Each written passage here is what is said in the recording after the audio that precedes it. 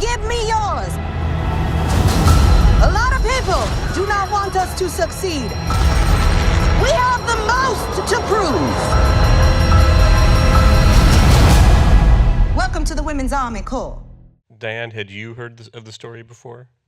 No, I had no idea about the story. Usually I read a script or I see a rough cut of a movie, and I get inspired from that. But I literally went to my studio the next day and just started playing those chords, and all of a sudden the chorus kind of just came in almost one thing. I was like, oh, I got something here. And this song feels like it's emotionally tying together what this story was. That point you're making about, the song having to stand on its own kind of leads me into something I was wondering about, which is, you've written a lot of great theme songs for movies, and I was wondering what your kind of, for lack of a better word, philosophy is about what makes a great theme song, and is it that it has to kind of operate on those multiple levels where it can stand on its own, but it has this greater resonance if you're watching it incorporated as part of the movie? Well, first and foremost, the song has to fit the movie. That goes without saying. But if you do it right and you write a great song, it gets a life of its own. Do the ones that come, for lack of a better word, easier, I know none of them are easy, but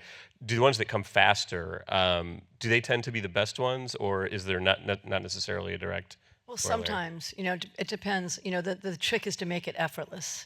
Look like it was effortless. Songs take me a long time. Lyrics take me a long time. That's what takes me the most time. And this kind of just like, wow, I felt like I was sitting back and watching it being written, which doesn't happen a lot. And Aaron, I'm wondering for you where you even get started on something like this, because this is a movie that's got a lot of epic sweep. There's a lot of kind of, varied tones that you have to kind of navigate throughout this. So where do you get started?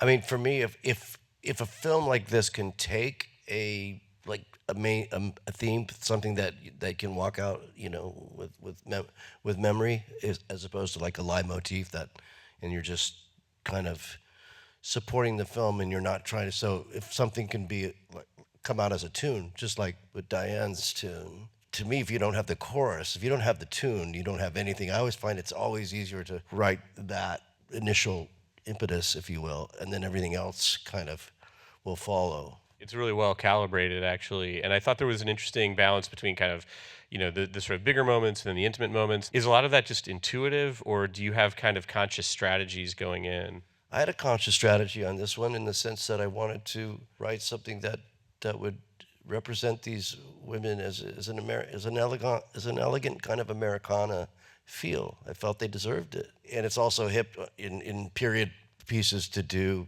electronica and do, other, but for the most part, it's a kind of a classic traditional score. And I was thinking of, if I had to think of a few composers of that period, like Copland, Fanfare of Common Man, or Adagio for Strings, Barber, in that kind of, at least the feeling of that, especially because those guys were in that time period. You mentioned, hearing Diane's song. Do you remember what your reaction was the first time you heard it? And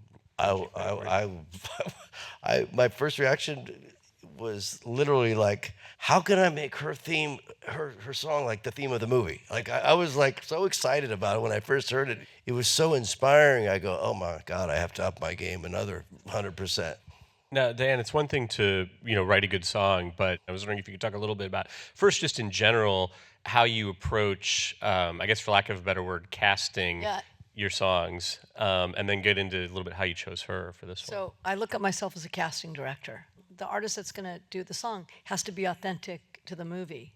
They have to fit. If they don't fit, then it doesn't fit. The interesting thing about Gabby, her name is Gabby, we met when she was 15.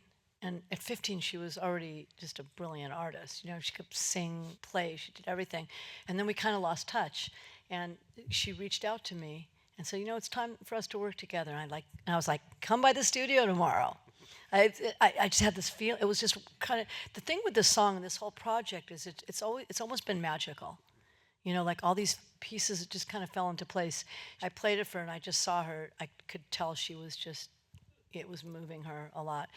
And she just goes, I have to do this song. And literally in my studio that day, in like 4 hours, she played the piano, she played the guitar, she sang that vocal, which is just one of the best fucking vocals I've ever heard in my life. And I've worked with Whitney and Celine, and that's as good as any of those vocals. I mean, she just, where she goes right at the end, so crazy.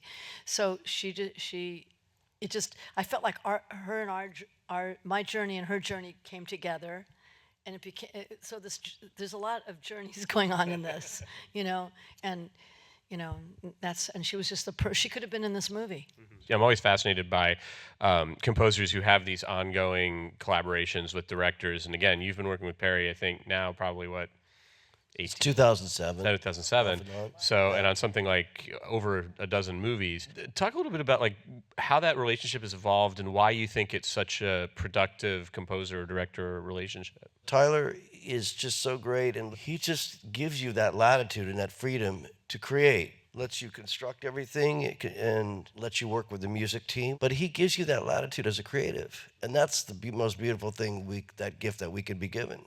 What was the biggest challenge on this score for you? It was really just coming up when I came up with it. It really was 2 drafts, and for me, it usually doesn't take like 3 drafts to come up with what I consider what makes it feel right to me. I'm usually pretty immediate. I'll mess around through it, but it really was like actual 3. It was the 3rd mock-up that I did. I go, okay, this is ready to unveil.